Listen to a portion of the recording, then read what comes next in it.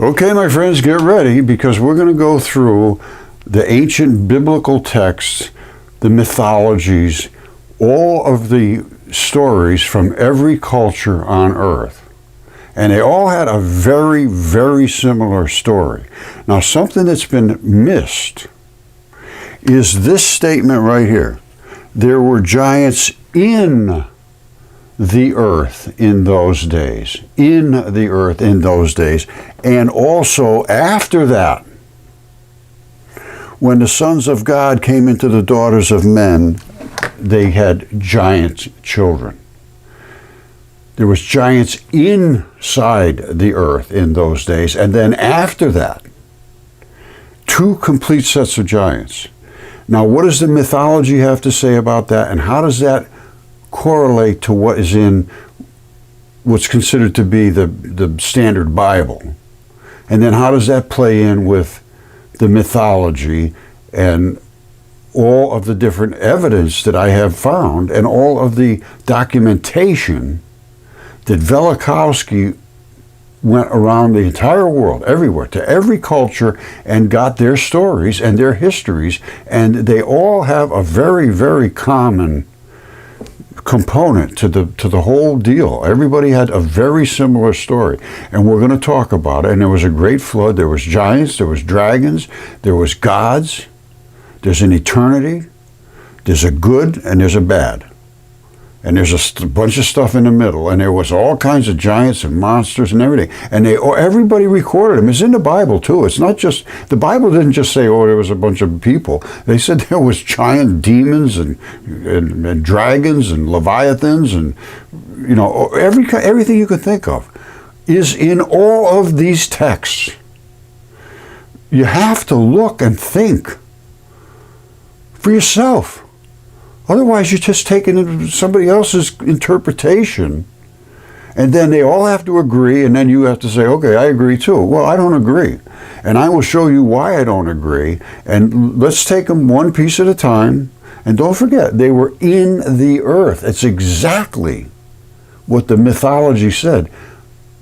The dragons ate the titans inside the earth. They were in the earth in those days. And then after that, yes, same story. They had sex with the human women, and huge, gigantic creatures were born. You know, they were born, I guess, probably the normal size, but Enoch says they were 2.5 miles tall. And that's totally not out of the possibilities of what I have found. And even that is kind of small, to be perfectly honest with you. When you go into the dragons, you're over 1,000 miles long. Now, I don't know what they ate. I don't know how they lived. I don't know where they lived. It says they were thrown down to the earth for being bad. And I see on earth there was nothing but badness from that day forward. There's been nothing but fights and wars and hatred and violence, vicious attacks on other nations, which is going on right now. It's never changed. Humanity's got some serious issues here, and they have been misled to just accept without even thinking. This is what my issue is with humanity now. There is no thought process going on. If somebody didn't tell you something, well, then you can't believe it. You got to be told it. You got to be told it by some authority. Well, I'm telling you what, these authorities that I have run into, they are not authorities on anything. They're authorities on dictating to you what you have to say to become accepted in society. That is not the world I live in. That is not my world, my friends. If that's your world, good for you. But it's not mine. So let's see what my world is, because I look at things, I study things, I try to understand, and I'm always bragging. I studied this, I studied that. Well, I did do it, so I'm not bragging. I did it. You can do it. Just listen to me, and then go look for yourself. Don't take my word for it. Think for yourself. Roger could be crazy. I've heard that so many times. I don't think I can count that high. But I don't think I'm that crazy. I think we're looking at a wrong place for the crazy people. We should be looking for the people that are trying to destroy your mind. Those are the people that have taken over society, and they are not in good stead with God. Trust me. If you read up what it says about the people that are professing to you, there's some very, very harsh words in there about these people that will fill your minds with false ideas, tell you to turn away from God, turn away from Jesus Christ. None of that stuff can be possible. It's all crazy. And these are the academics. They have their own culture. And it's the only culture that's ever existed on the face of the planet that doesn't have dragons, doesn't have monsters, doesn't have giants, doesn't have demons, doesn't have gods. That's academia. And that culture is not going to end up well, because this does not end here, my friends. This does not end here.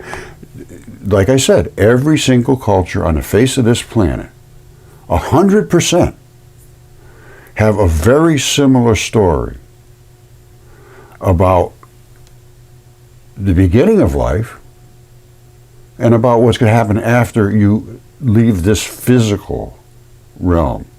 There's another realm. And let's start talking about it, because it's so spectacular that the average mind just locks up, case is closed, keep it away from me, I don't want to hear it because it's too confusing. Well, it is confusing, but let's see what we can make out of it. That's the only way we're ever going to get anywhere. And it's not, it's immediately shut off and there's no discussion. And that's not the world I live in. So you want to come into my world, come on down. Okay, my friends, we got another shocker here.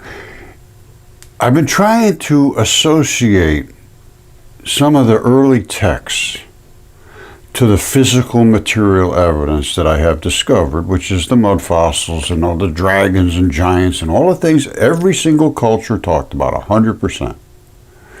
Velikovsky recorded all the documentation from all around the world, every culture, and they basically had a very, very similar story. And it all related to a giant great flood. It didn't happen that long ago. And it basically wiped off all of the crazy creatures that were created in the first days of life on Earth. And Yale University agrees with this. They say it might have been a failed evolutionary experiment. I'll read you the paper right now. Okay, you know, these are the mud fossils I've been reporting on. Exceptional preservation of soft-bodied creatures by silica-rich oceans. One layer worldwide. It was a global flood. It happened at the same time, very quick, and wiped out basically all the crazy creatures that were here on Earth that don't resemble anything that's alive now. They had some gigantic things and all kinds of crazy stuff. And I agree with it 100%. Here's their written up paper that they submitted to the students at Yale. Okay, this is Yale News, and they're claiming precisely what I claimed, is that there was a giant worldwide flood that wiped out all the earliest creatures. They say the earliest creatures lived in a warm, slimy, planetary petri dish. That's not true. They just have that wrong. And they wouldn't know about it except for a quirk of chemistry, which was a silica. And that came from the impact of Venus, made all the what's called siliceous ooze. Look it up on the sea floor. It came to the surface, supersaturated the waters with silica, and preserved all these creatures. Now, they're saying the Yale-led team. It was really my research. I submitted it to Yale years before they wrote this paper. And they're saying it's 540 million years ago. No, absolutely not. But it was, the fossils are found worldwide, everywhere, because the whole world was covered with an ocean at that time. It was a great flood. They say it's 540 million years ago. Absolutely not. And they're saying that some were small, like little millimeters, and some were as large as a meter. Some were as large as miles tall. Many of them are outright bizarre, yes. and do not resemble any organism alive today. This is the fellow from Yale, Lydia Tarhan, that wrote this paper. We'd like to understand their relationship to the animals evolved afterwards, because they say everything on Earth was wiped out. It says maybe the Ediacara organisms are some sort of failed evolutionary experiment. Yes. Or do they include ancestors of the animals that afterwards colonized the oceans? They were the same creatures. They just missed everything. They really missed everything. This is Yale. Absolute incompetence there is just incredible. Absolutely incredible. I submitted all of this to them, and then they went ahead and got funding from NASA to do this research. They say they were rapidly buried by sand underwater storm events. Well, everything was underwater at that time. And then they solidified within a matter of hours or years rather than a time frame of thousands or millions of years. And this is this guy, I submitted all my stuff to this guy right here, Derek Briggs. And he's the professor of geology and geophysics, curator of invertebrate paleontology, Yale Peabody Museum. I submitted all this stuff, and they just poo-pooed it, and then they went off and got funded a grant from NASA and the National Science Foundation, and just really basically recreated my work. So don't forget, rapidly buried by sand during underwater storm events. It was actually mud. And then they say up here, are these some sort of failed evolutionary experiment? Which it was. There was giants and dragons and monsters all over the place. They had to wipe it out. That's what happened. Now, they can't handle the truth here at Yale. They just cannot handle the truth. And then they plagiarized my work and got funded from NASA. We're paying them for fraud, basically, is what it boils down to. And they cannot handle the truth of what did happen. And now I'm going to show you what was written in history, because we got a real issue here. We got the genealogy from Noah to Adam, or from Adam to Noah, really. And it starts way up here, Adam, and Noah comes way down here, Noah at the flood. Now, this is the Christian genealogy from Adam down. However, there's another genealogy, which is the Greek gods, the Greek mythology. Now, it's very, very close, but we run into a serious problem when we get to Noah and Prometheus. Because in the Greek, it's Prometheus created man, but Prometheus was the father of Noah. Here they got Lamech. Way down here is the father of Noah. Where did all these people come from? Because Noah was Lamech, who was Prometheus, apparently molded man out of clay. So that didn't happen until down here. Well, how did Adam and Eve get here and all this stuff? This is where we really got to try to figure out. There's a big discrepancy between the Greek and the Christian stories of these genealogy. Now, the Greek was the first words ever written about this, and I see a lot of this very, very similar on both sides, but there's a whole big gap here that I'm trying to figure out, and I'm having a hard time. Maybe you can help me. Okay, my friends, this is some of the ancient texts, which I will be referring to, of a whole plethora of them. Now, these are the Gnostic texts that closely relate to the biblical accounts. And this supposedly was written by doubting Thomas, who was Jesus' scribe. He wrote down his sayings. And these are the secret sayings which the living Jesus spoke, and Didymus Judas Thomas wrote down. So this was actually, he said, write this down, and he wrote it down. Write this down, it's important. Now, there's 114 sayings, and I'm going to tell you what right now. This is the hardest thing I've ever tried to figure out in my life, and I certainly have failed miserably. But there are certain things that I found that support what I have always suspected, and they show extreme relevance. Listen to this. Right away it says, he said, Jesus said, Whoever finds the interpretation of these sayings will not experience death. Interpretation means how you feel about them. You don't necessarily have to be right, it appears. You have to make an interpretation. You have to decide. So he who finds the interpretation, well, correct or not correct, I don't know. But I'm trying to figure out. I would like to not experience death. Now, we all know we die. There's no question whatsoever. Your body is going to decompose, one way or the other. So that leaves the only possibility to not die is a spiritual thing, or your spiritual energy transfers into a new body, that type of thing. So listen to this. This is the one that got me, and this is exactly correct. Jesus said, let him who seeks, which means you have to seek. You can't just sit around and have somebody tell you. You have to seek. You have to seek. Let him who seeks continue seeking. Continue. You have to go. It's not just 15 minutes, you're done. Until he finds. When he finds, he will become troubled. When you find out the truth, you're going to become troubled. If you know the truth now, you are troubled, I'm sure.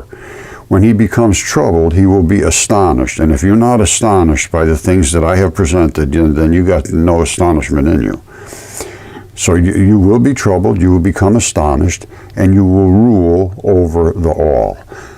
Now, I'm not sure what that means, but I'm starting to think that this is an area where we're supposed to understand and learn and think and understand feelings, compassion, love, hate, jealousy, rage, all of these different things that make us human. And we have self-determination. We can do whatever we want.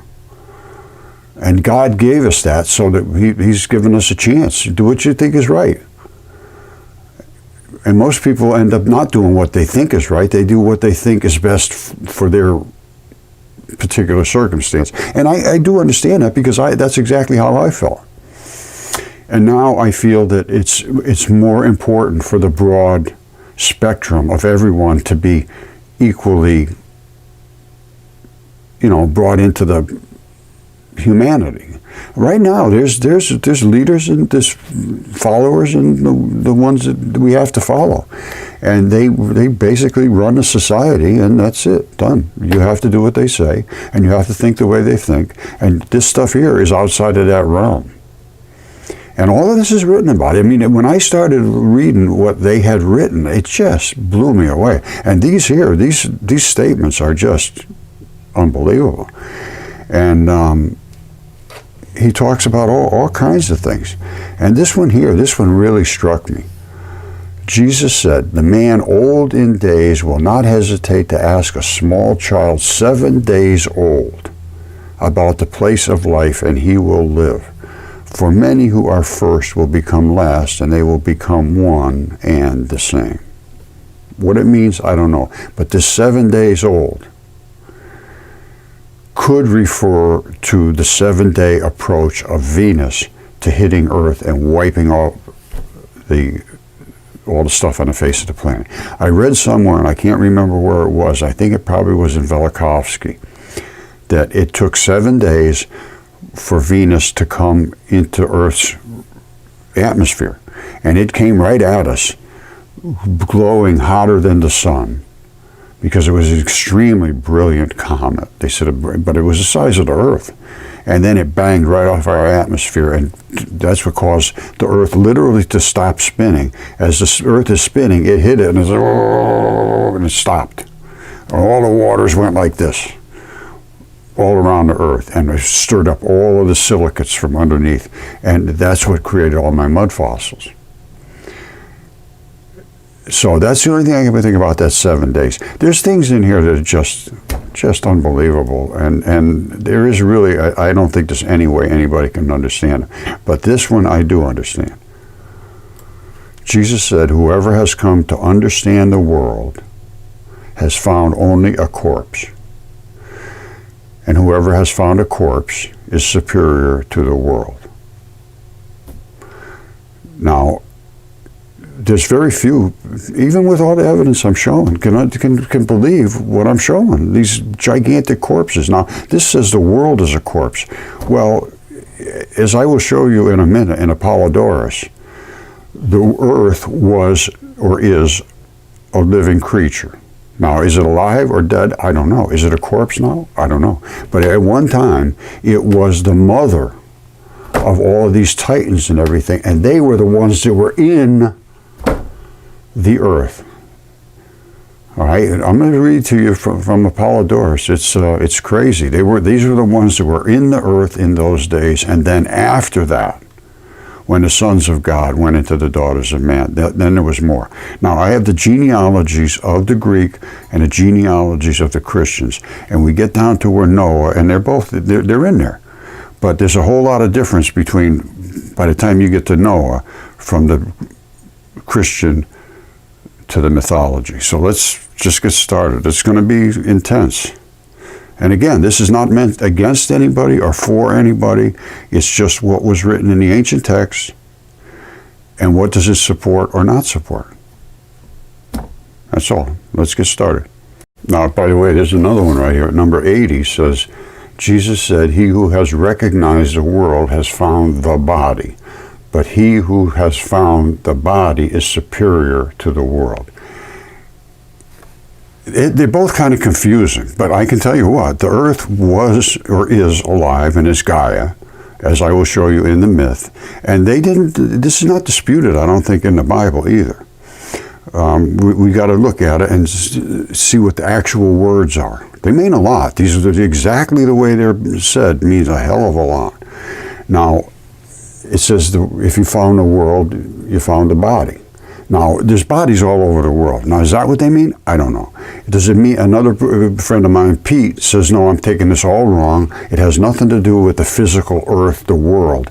The world meaning the population, or however you want to see it. Like number 50, what was it, 56?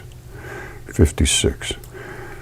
Whoever has come to understand the world. So that I could see, understand the world, has found only a corpse. The people's minds are dead, literally dead.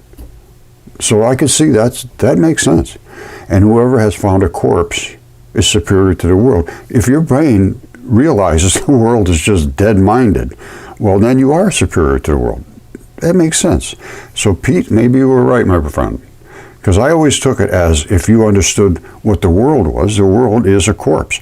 And is it alive or is it dead? And what we're doing to the earth, we're just destroying it. I mean, literally destroying it. So if it wasn't dead, or if it isn't dead now, it's not going to be long.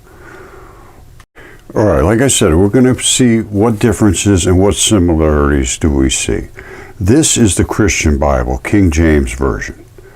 In the beginning, God created the heaven and the earth. Okay, so there's one big God that created these heavens and our earth. Now, the earth was without form, void, so nothing was living on it, and darkness was upon the face of the deep, and the Spirit of God moved upon the face of the waters. The Spirit of God moved upon the face of the waters, which is the earth. Let's see what it says in the myth about in the beginning.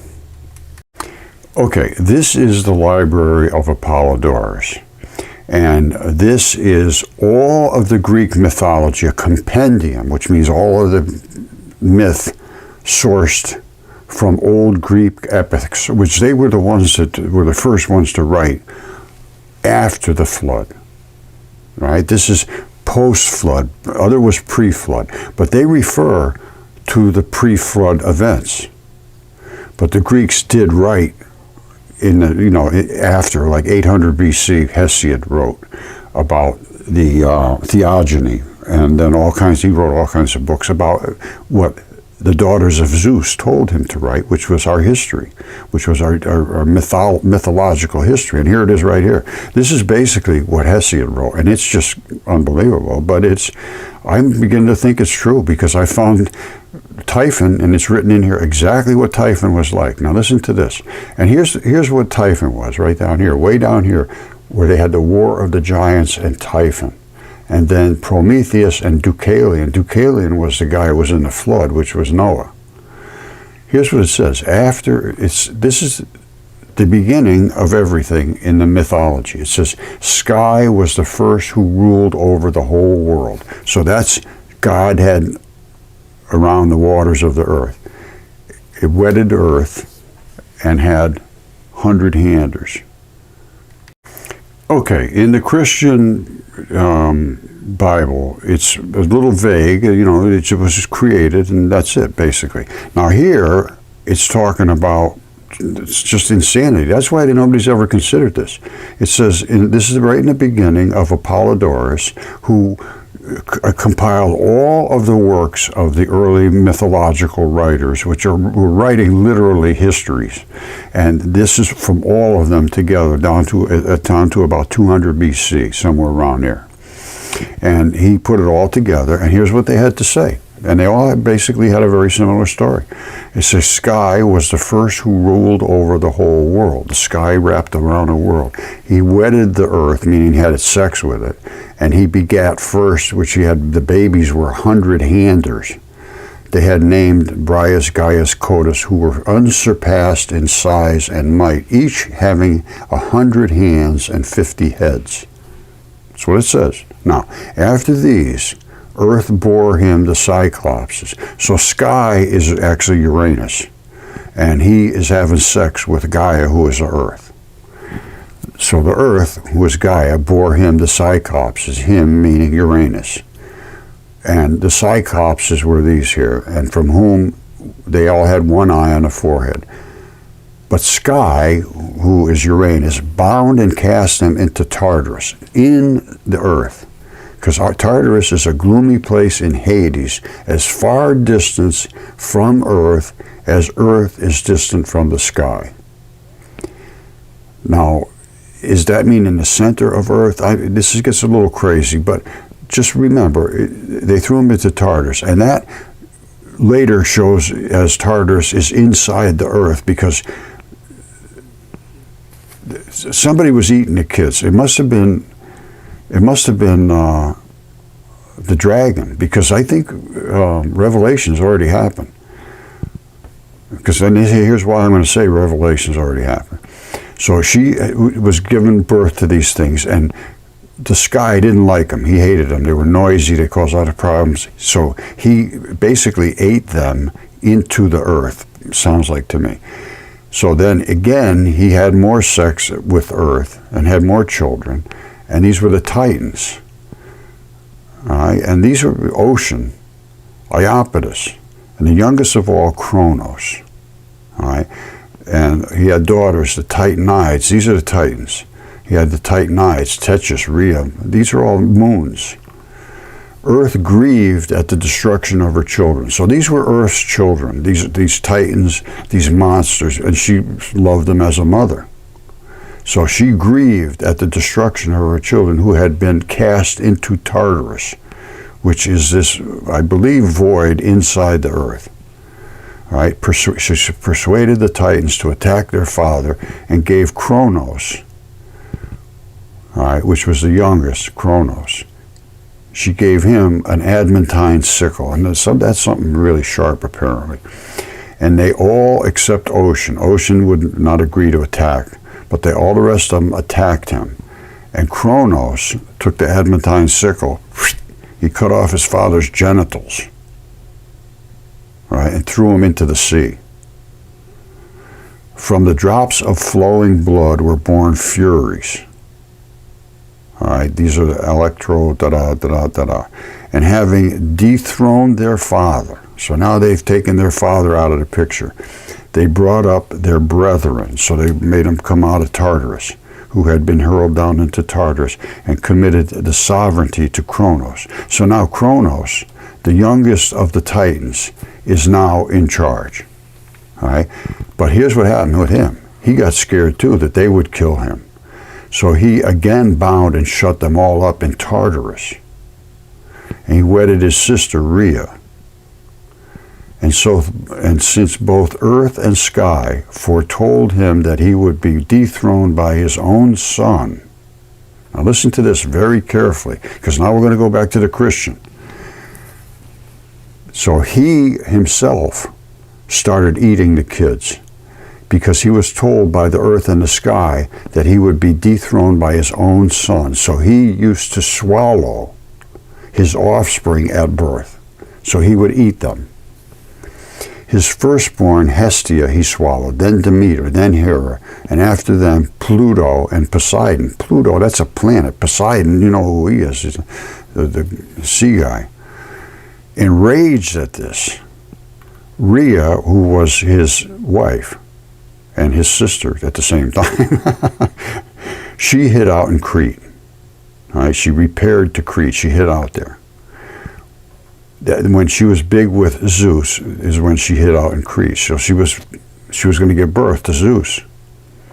So she brought forth Zeus in a cave, and she gave him to the Curates and to the nymphs and Ida, the daughters of Melissus, to nurse. So she gave her son up, which is Zeus, and hid him out there.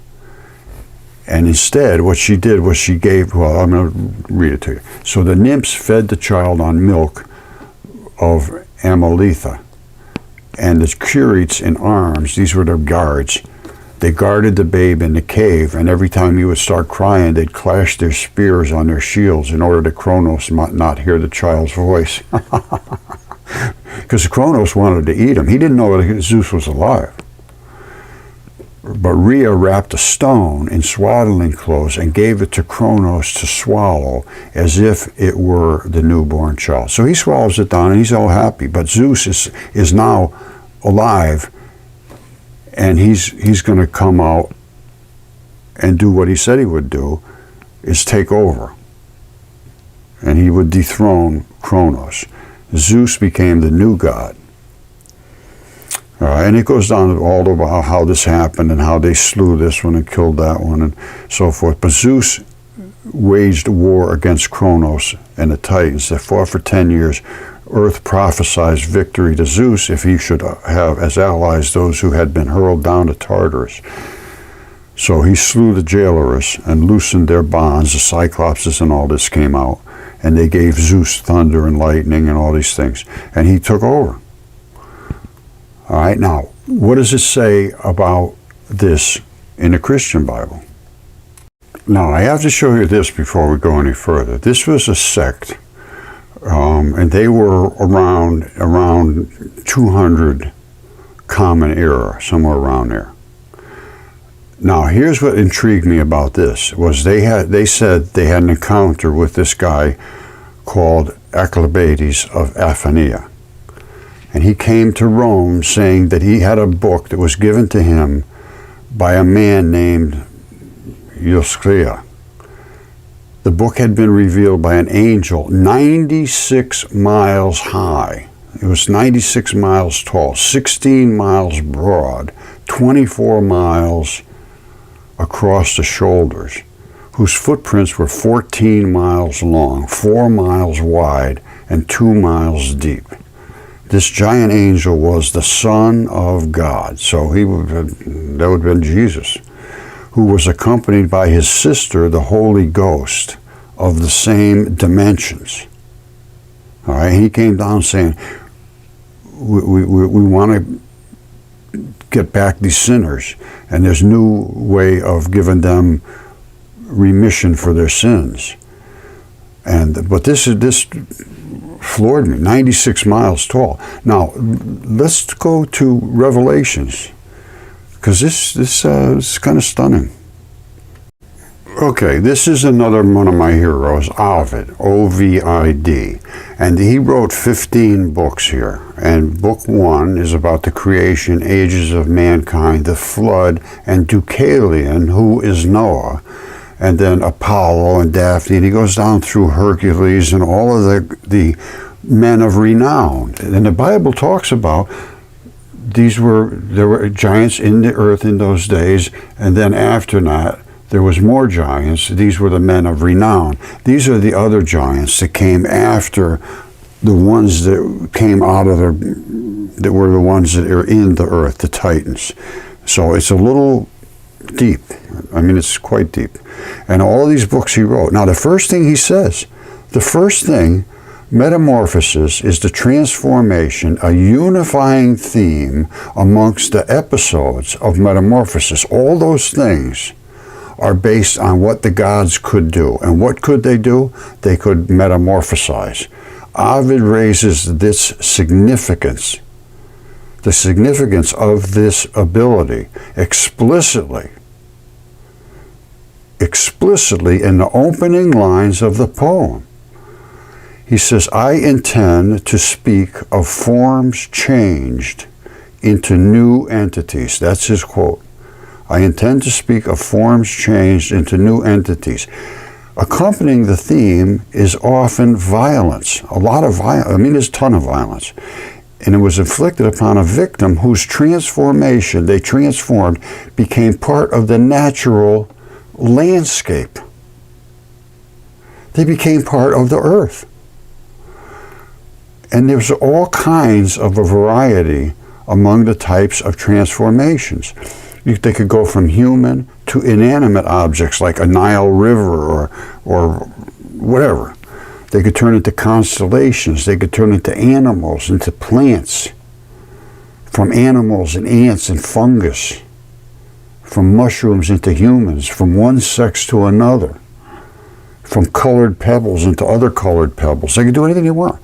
And this is the most important thing because they could do whatever they want. So when they saw the women looked real hot on Earth, they turned themselves into stud-looking guys, came down and set up a palace on Mount, wherever it was, Mount Olympus, and they set it up as a Garden of Eden so they could have a pleasure palace going on there. And then it got corrupted by somebody and whatever. There's a lot to think about here. But this is the most important thing. They could transform. That's why they could come down and have sex with the women. But then their genes apparently were 96-mile-tall genes. And whoop, up they go. Okay, once again, all I'm looking for is truth. And this is the Bible, and this is Revelations. I believe this has already happened because it's exactly what I read to you in Apollodorus. This is a great sign appeared in the heaven, a woman clothed with the sun. So she's standing there and the sun is radiating around her. She's on the moon with the moon under her feet and a crown of 12 stars on her head. She was pregnant with Zeus and cried out in pain as she was about to give birth. Now, another sign appeared in heaven, an enormous red dragon, who was, I guess it would be Kronos. He had 7 heads, 10 horns, and 7 crowns on its heads. Its tail swept a third of the stars out of the sky. That would be a third, means 200 out of 600. And that's what happened. 200 angels came down. There was 600 to start with. He swept with his tail a third of the stars out of the sky and flung them to the earth. The dragon stood in front of the woman who was about to give birth so that it might devour her child the moment he was born.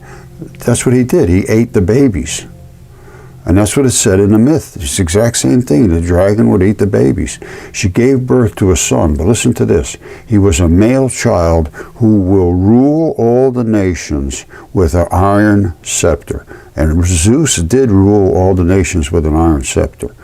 So she gave birth to a son. Let's say it was Zeus. Was a male child. And he ruled all the nations with an iron scepter. Now, her child was snatched up to God. So there's another God, not this God. This God, I think, was Zeus, because he was going to eat the baby. I'm getting confused. I got to be honest with you. As I go through this, I get confused. But God snatched the baby up to his throne. And the woman fled into the wilderness to a place prepared for her by God, where she might be taken care of for 1,260 days. All right, now, then war broke out in the heavens. Michael and his angels fought against the dragon. The dragon and his angels fought back. but he was not strong enough, and they lost their place in heaven. The great dragon was hurled down to earth. So he was a sky creature. Because everybody said, where do they live? What do they eat? What do they do? I said, I have no idea. They're just gigantic. They're huge, too big to be just walking around on earth. But they were all hurled down to earth. An ancient serpent called the devil or Satan, who leads the whole world astray, he was hurled to the earth, and his angels with him.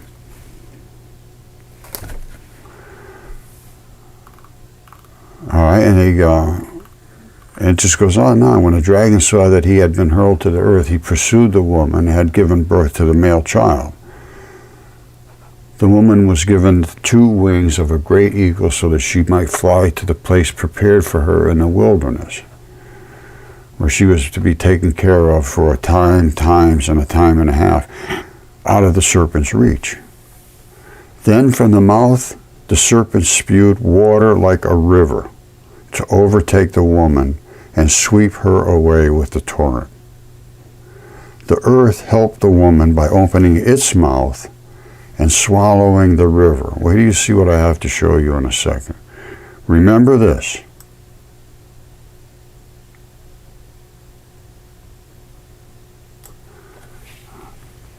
From his mouth, which is the serpent, he spewed water like a river to overtake the woman, who I believe is the fish, and sweep her away with the torrent.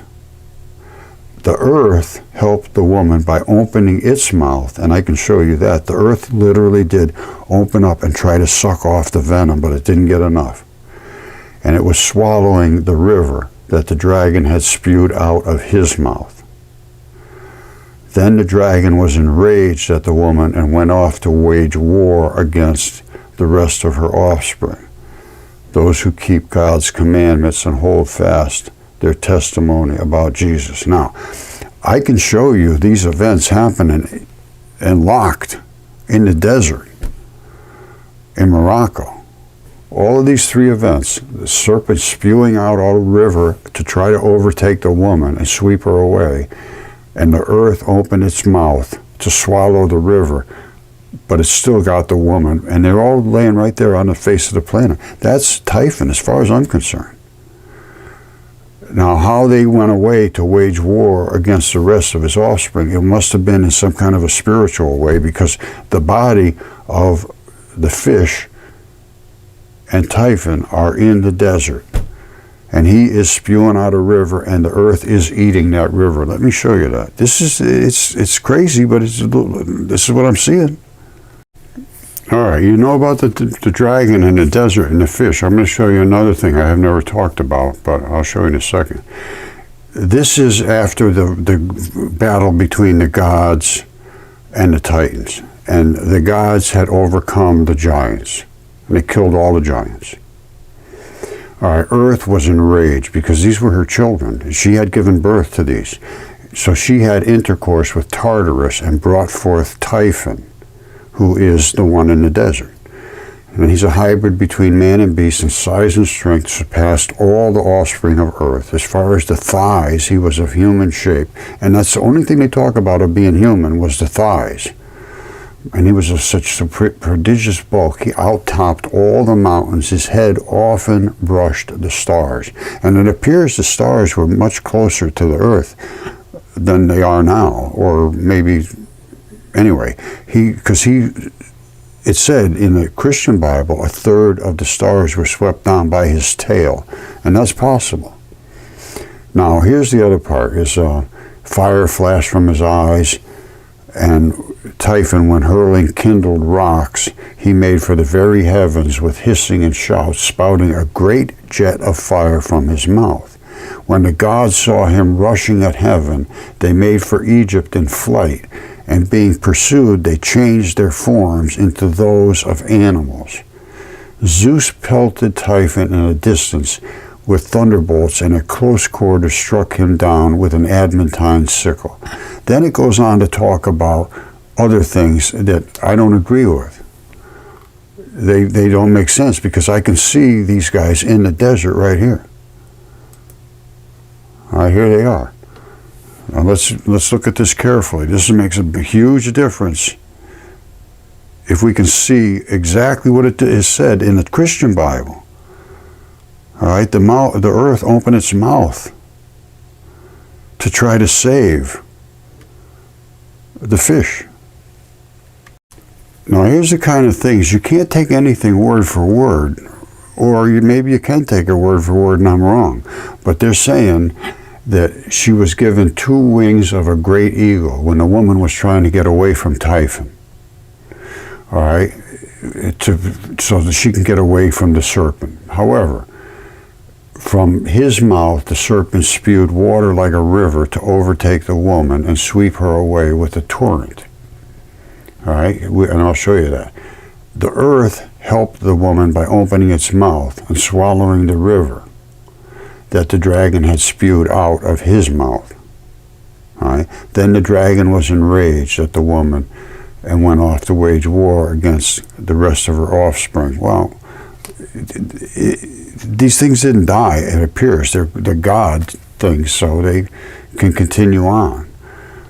But those who keep God's commandments and hold fast their testimony about Jesus, because everybody, I'm telling you right now, as far as I'm concerned, there is something going to happen to you.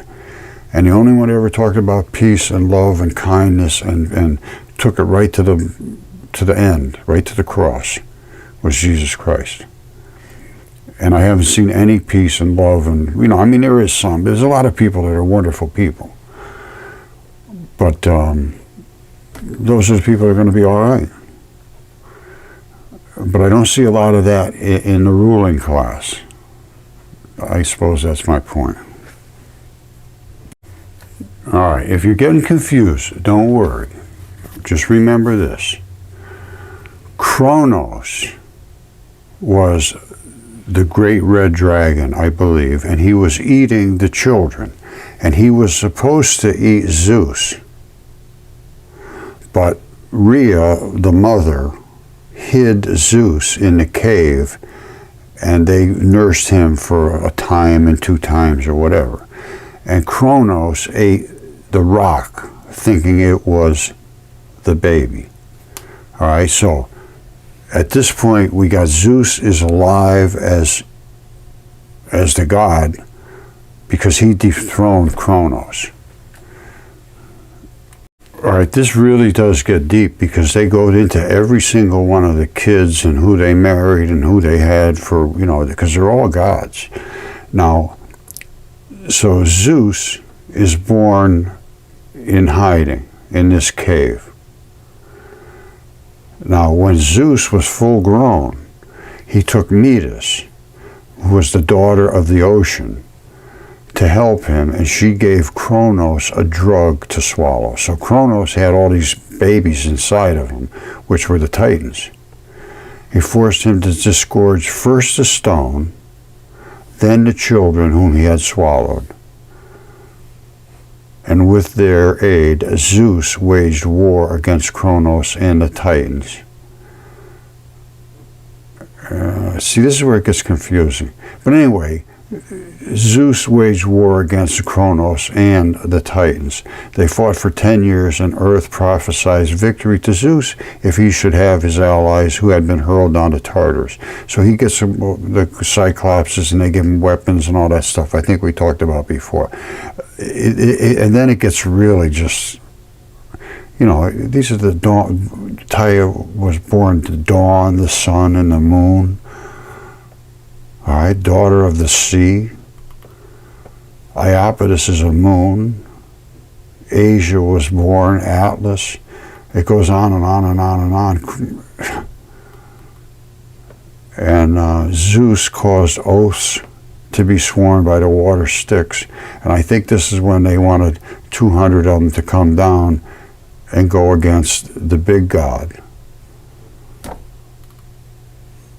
And it goes on and on and on and on and on. Zeus wedded Hera and begat all these. Zeus was basically a sexual predator, it makes it sound like. And he was forcing a lot of women, And then they just Hera gave birth to Hephaestus without intercourse with the other sex. But Homer says he was one of the children by Zeus. A lot of this, it's up for interpretation. But Zeus was going around with all the women. Zeus had intercourse with Metis, who turned into many shapes in order to avoid his embraces. When she was with child, Zeus, taking time by the forelock, swallowed her. Because Earth said that after giving birth to the maiden who was then in her womb, Metis would bear a son, who should be the Lord of heaven. From fear of that, Zeus swallowed her. And when the time came for the birth to take place, Prometheus, or as others say, Hephaestus, smote the head of Zeus with an axe, and Athena, fully armed, leaped up from the top of his head at the river Triton. See, these are the kind of things. Zeus, apparently, who is Jupiter, did give birth to Venus, not from an axe swipe, but from a literal vagina, which is on Jupiter. I've shown it many times. It is the great red spot, and it's a vagina. So a lot of this gets conflated with a lot of these fancy little stories about this and that. I'm seeing what I'm seeing. And again, here's Typhon right here. He runs the whole length, all the way across here. This is still his tail. That was his head back here. This is still his tail. All right, you see the dragon scales? And you see all those are transition metals from blood.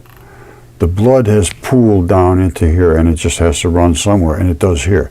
Now, up on the other end, it's all running out too. It's just effluent, they call it. So this dragon is over 1,100 miles long, and it does have thighs of a human. These are thighs, and they are just like a human's thighs. Now up here is his throat, runs all the way down here. Now Zeus did cut his throat, and it's right here, it's cut. You see the red and the black? The red is blood, red blood, artery blood, and that's why everything is growing nice and green here. You see, this is artery blood. It's still flowing out of here red. And blood, they sell blood meal to make things grow green. That's why it's growing here in the desert. Everything's growing green. Now, the black is different. Black does not make stuff grow. Black is a dead zone for blood. This has all of the nutrients in it, the red blood, and that's why it goes through your body, servicing your body. Now, up here, you see this brown? That's not like this. This is blood.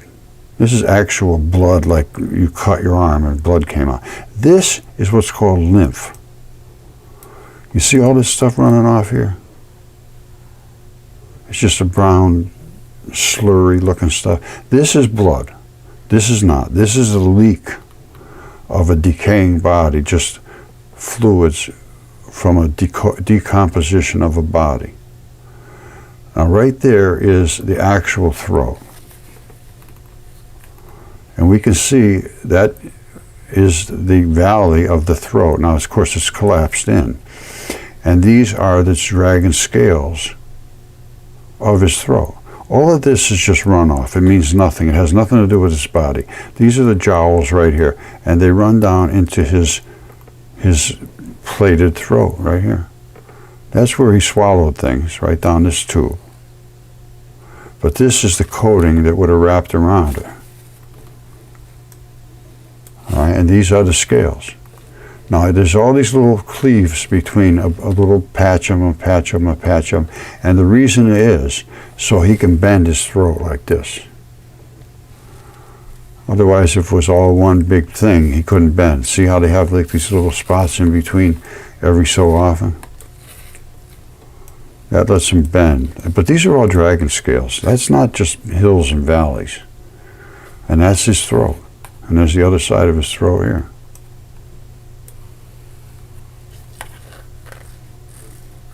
All right, hopefully you can understand what you're seeing. Just look at it carefully. That's the edge of his throat. This is just runoff. This is stuff that's just decaying out of his body. And these seams are where they like could bend a little bit so his neck could flex. All right, it comes all the way down, all the way down. It's just a dragon throat. All the way down, all the way down, all the way down until it gets cut right here. Right there. And that's on the ancient maps as well. Now, so that's the dragon. That's his, and here's his red flared eye. Remember they talked about his red flashing eye? There it is right there.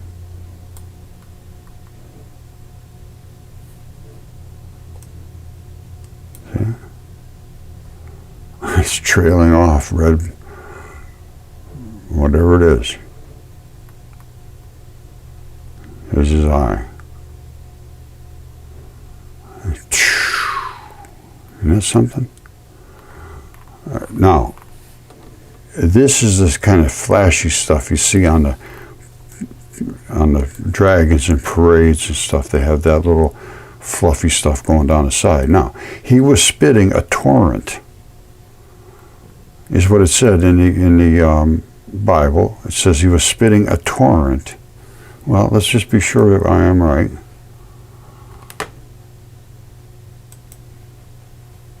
No, that's not the right one. All right. No. From his mouth, the serpent spewed water like a river to overtake the woman and sweep her away with a torrent. The earth helped the woman by opening its mouth and swallowing that torrent. Here we go. So here's the torrent. You see that? He opened his mouth and spit out all this stuff as a torrent against this fish. All right? That's the fin of the fish. The tail is back here. And if you look carefully, this is the body of the fish, comes up around here, and the tail swoops down and comes around and is covered by all this stuff here. It comes out further. It comes out, I'd say probably around there somewhere. But it's being swooped over by this. Now, some would say that is just sand dunes, but I disagree.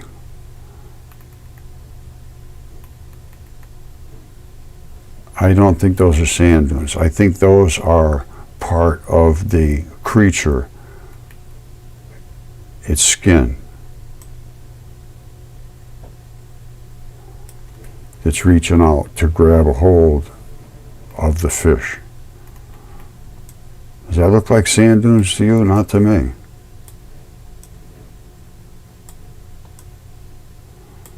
That, my friends, is not sand dunes. That is the flesh of some kind of, well, it's skin or whatever you want to call it, the hide of a creature. And all of those little fibers are from his coils. He's trying to get that fish. So, the same thing here. All right, so we've got the dragon attacking the fish with a torrent, and not only that, he's wrapping his coils around it to grab a hold of that fish. Now, what happened here where the torrent came down? It says the earth tried to swallow up the river coming at it, the torrent. Well, it did. Look what happened. You see this right here? You see this? The earth interjected this to suck this stuff back. You see it's coming down at the fish. earth opened its mouth over here. I'm going to show you this. It's here. This is going that direction. It's not spinning into here. All right, so here it is coming down. The earth is coming over here to try to blockade it and suck all this stuff down.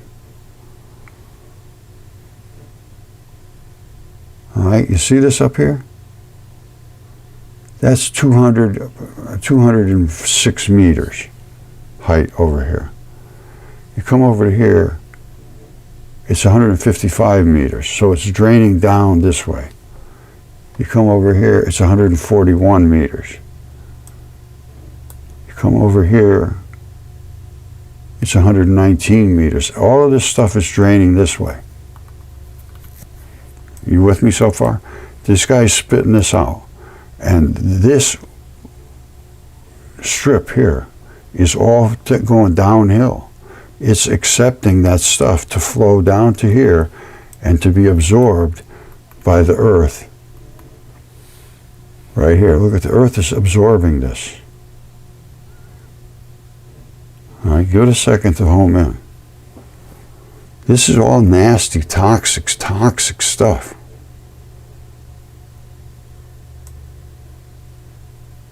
Now, what's going on here, I don't know.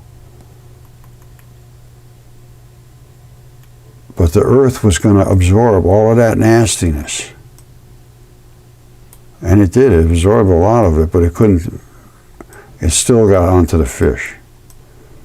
Look at this.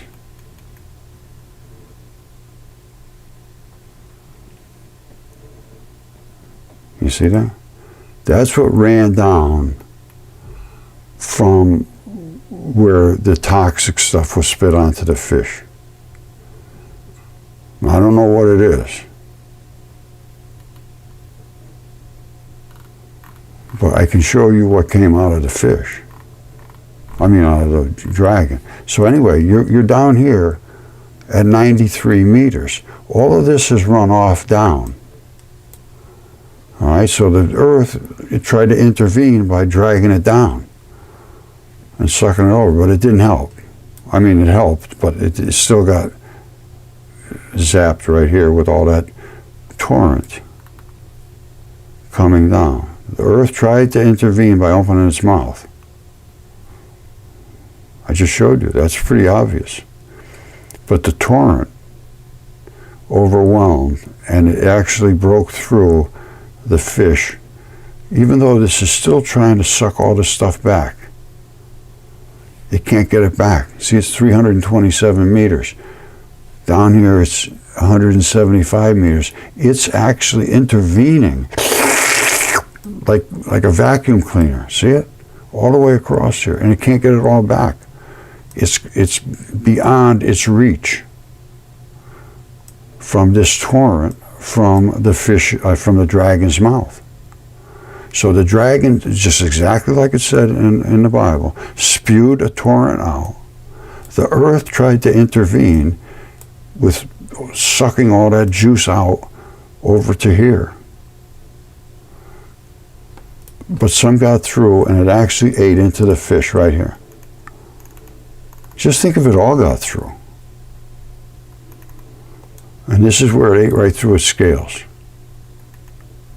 And that's why we can see actual artery blood, the red blood. The black is veins. And the little bitty ones, well, there's arteries, there's blood vessels, then there's capillaries, there's veins, and there is additionally lymph ducts.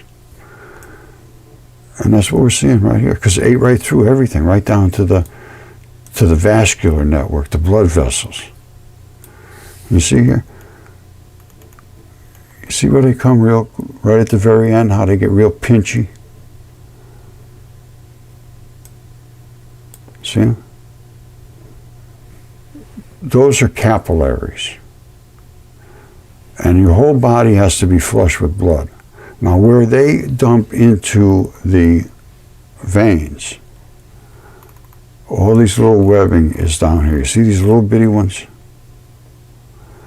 Those are, excuse me, those are lymph ducts, lymph vessels. And they extract all of the finest fluids. And the rest of the stuff goes back to get reprocessed through the veins. So what I just showed you is exactly what was written. Exactly what was written. It attacked with a torrent. And that's in Revelations. And the earth opened its mouth to try to save, in this case, the fish.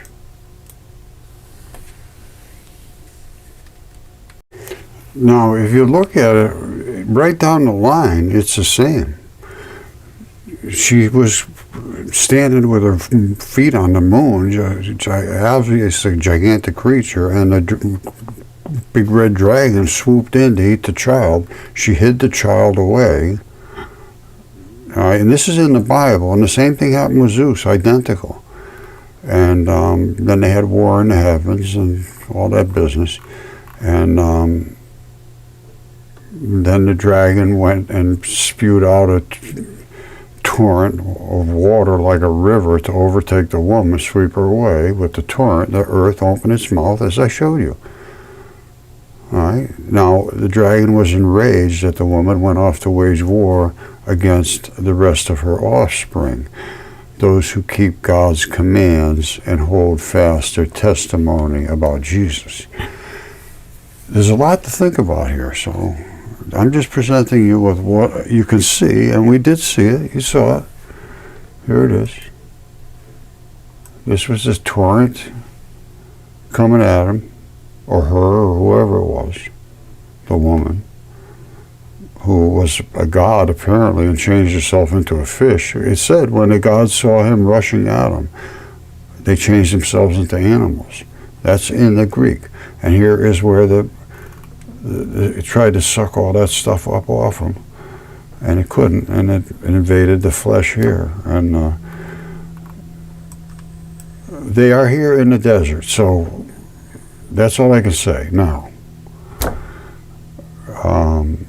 did their spirits, because these things, apparently a lot of them do not die, they're immortal creatures. So what would happen to the immortality part?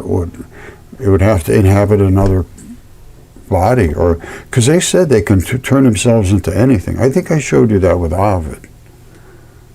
All right, I'm going to go with this.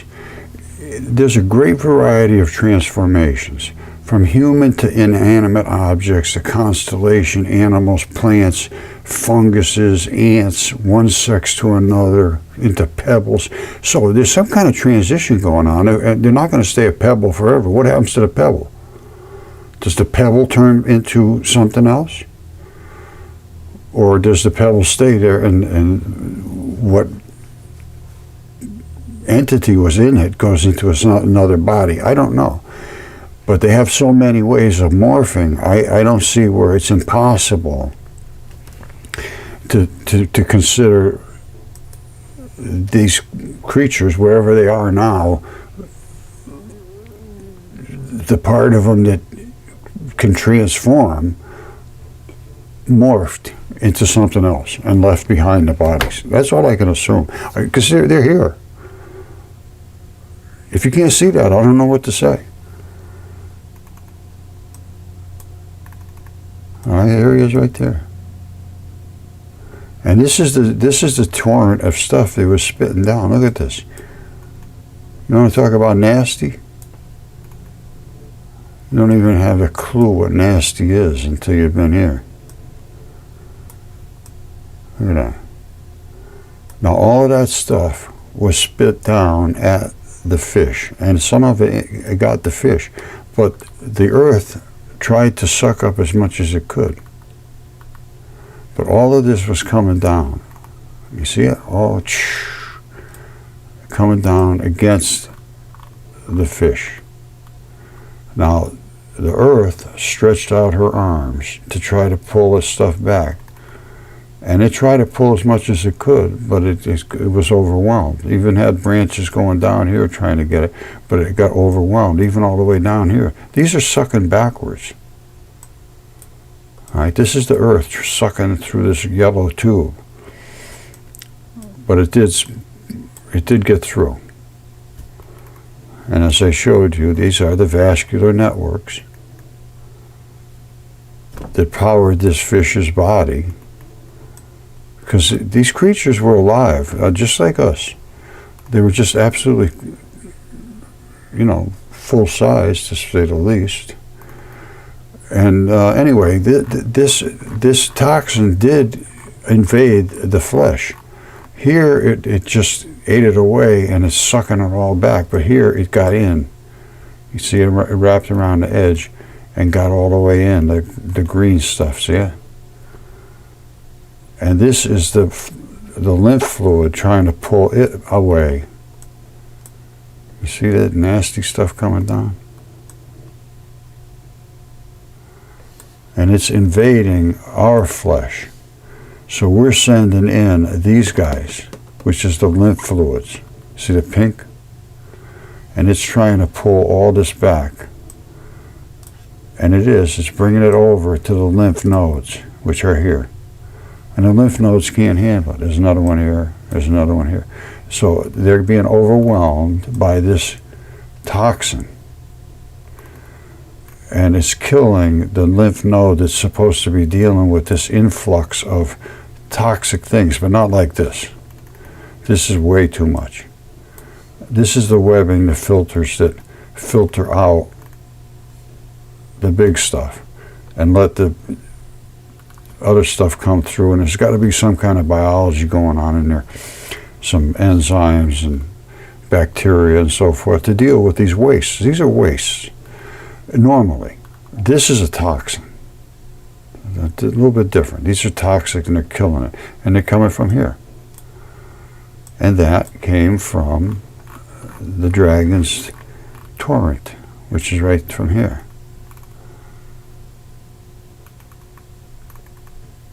All right? That's all the stuff that's coming down.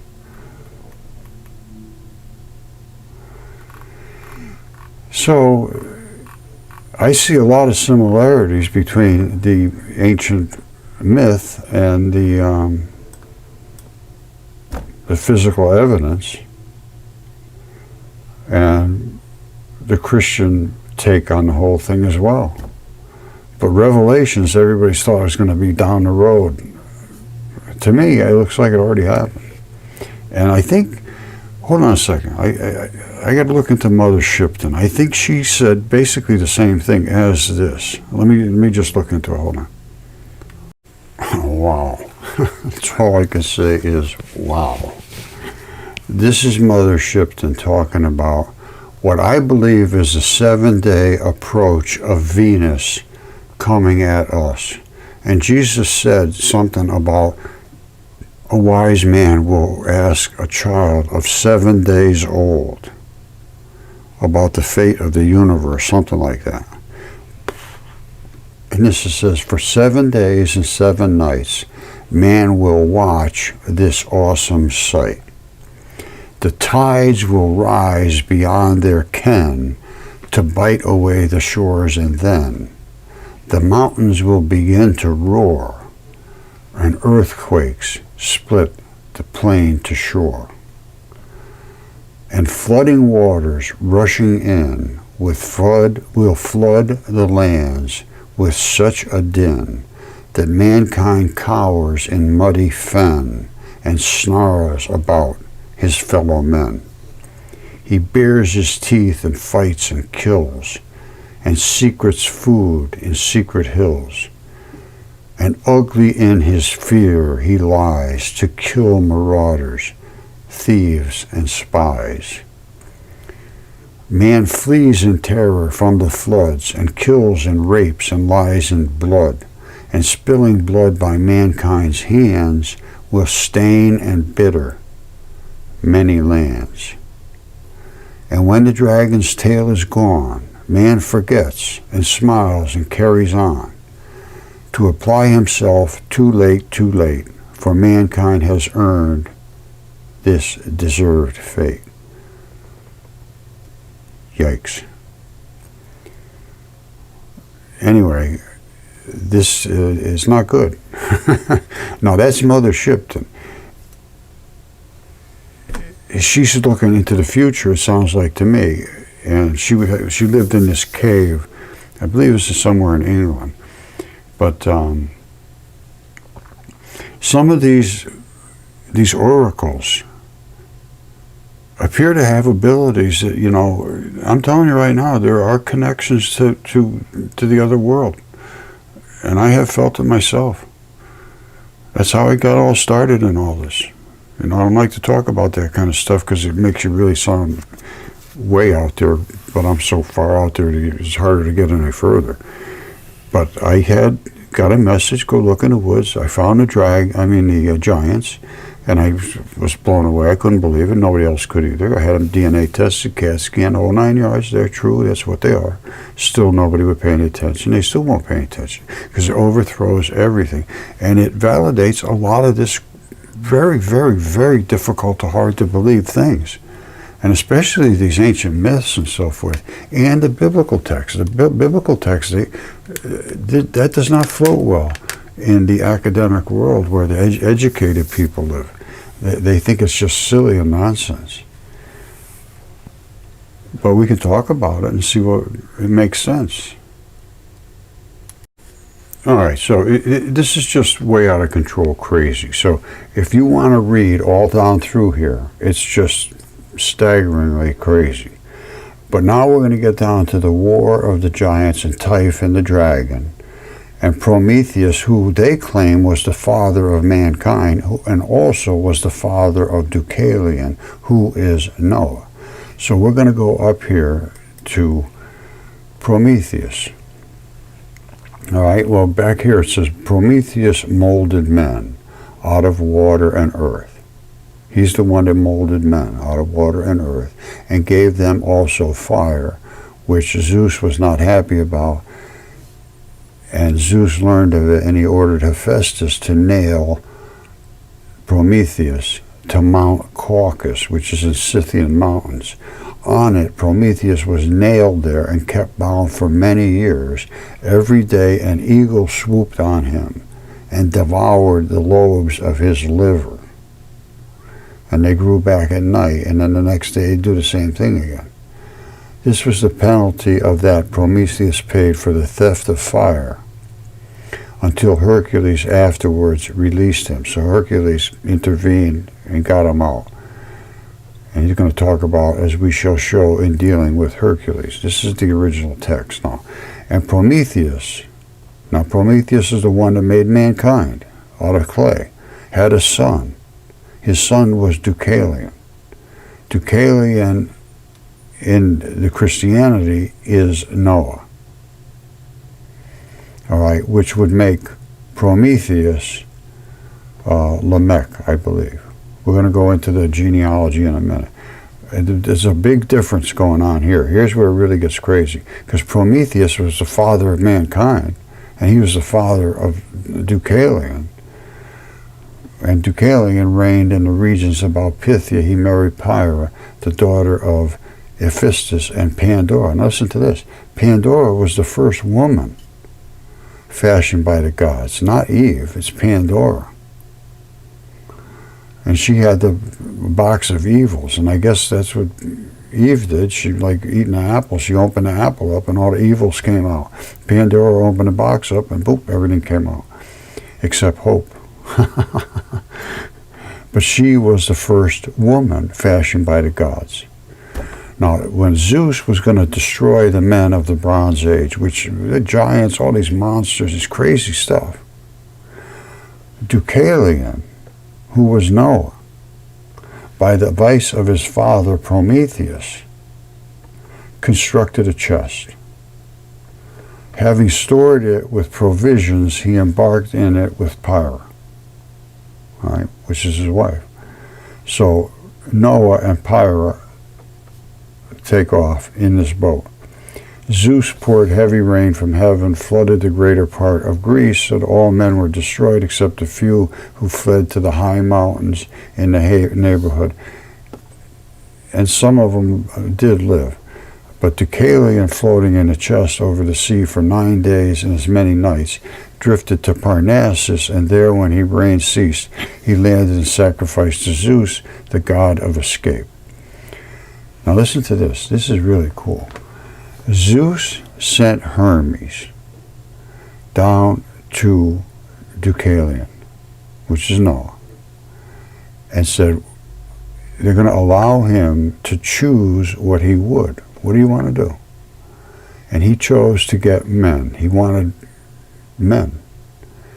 So at the bidding of Zeus, he took up stones and threw them over his head, and the stones which Deucalion threw became men, and the stones which Pyra threw became women. Hence, people were called metaphorically a stone. Los, a stone. And Deucalion had children with Pyra. First he had Helen, whose father, some say, was Zeus. Zeus was getting around. Second, he had Amphictyon, who reigned over Attica after Cracus. And third, a daughter, Protogenia, who became the mother of Athelius by Zeus. Zeus was all over the place. And then it goes on and on and on and on and on and on. And that's just one of the little bits of the book. It's serious. And back here, it's where the Typhon was chasing the gods, and the gods turned themselves into animals, and then Earth swallowed up all this nasty stuff.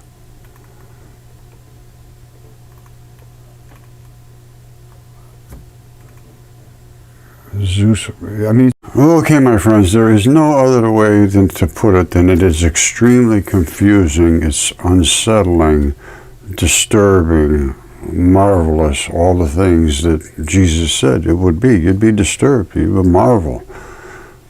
And that's all true.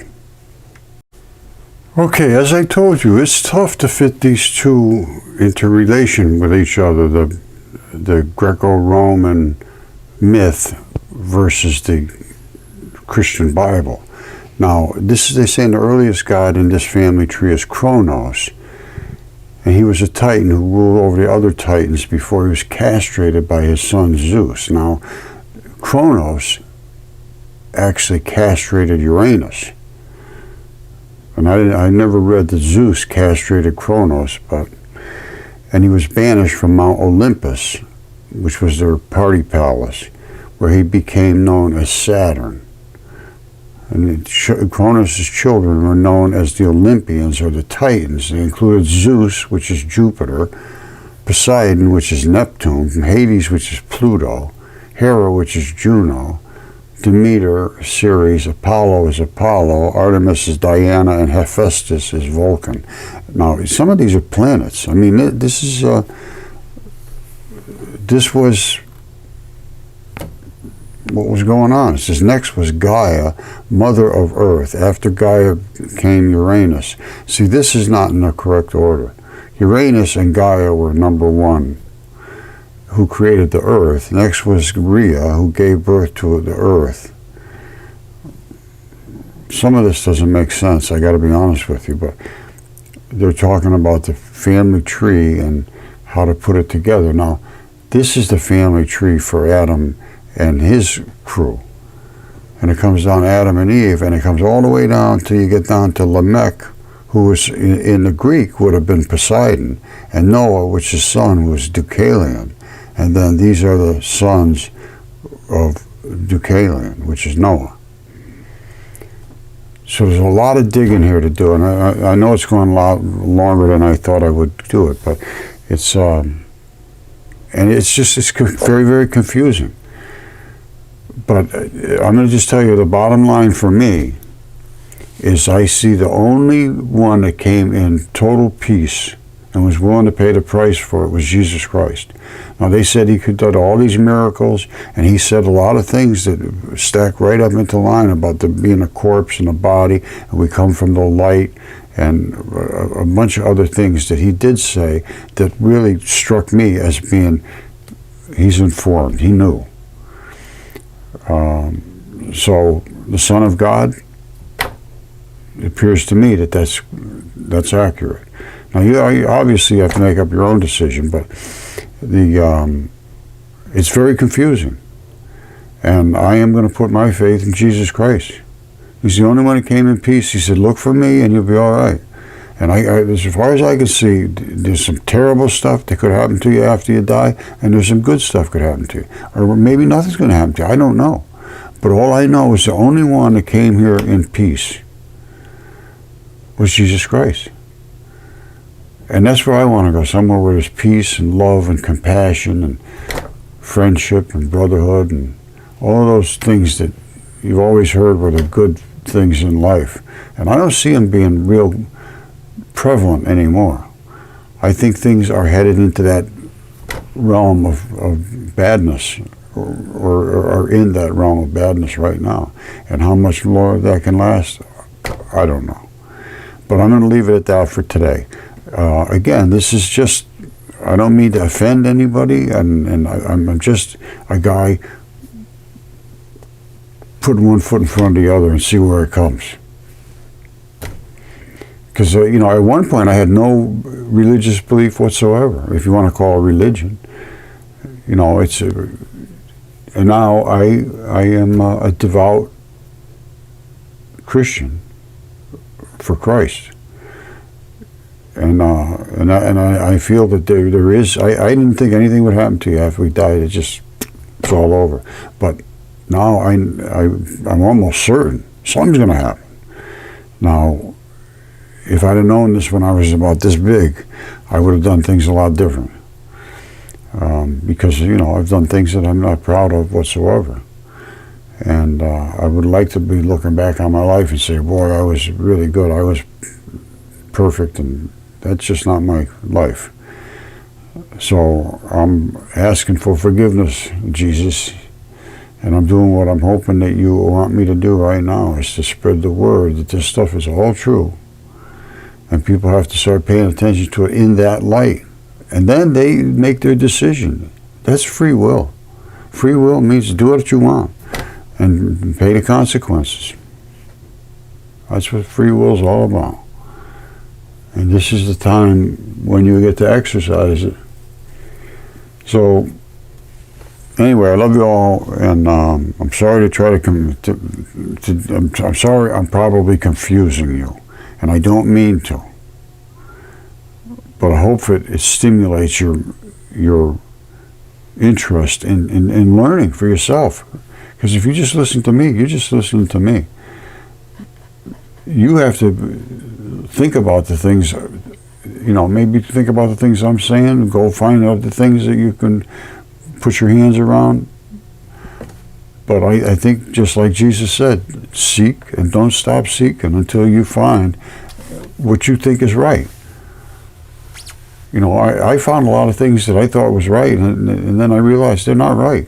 And then I realized maybe I got to think some more. And then I thought some more, and maybe sometimes that stuff's not right. But you seek until you find. All right, that's the end. Thank you. I love you all. Vayos con Dios.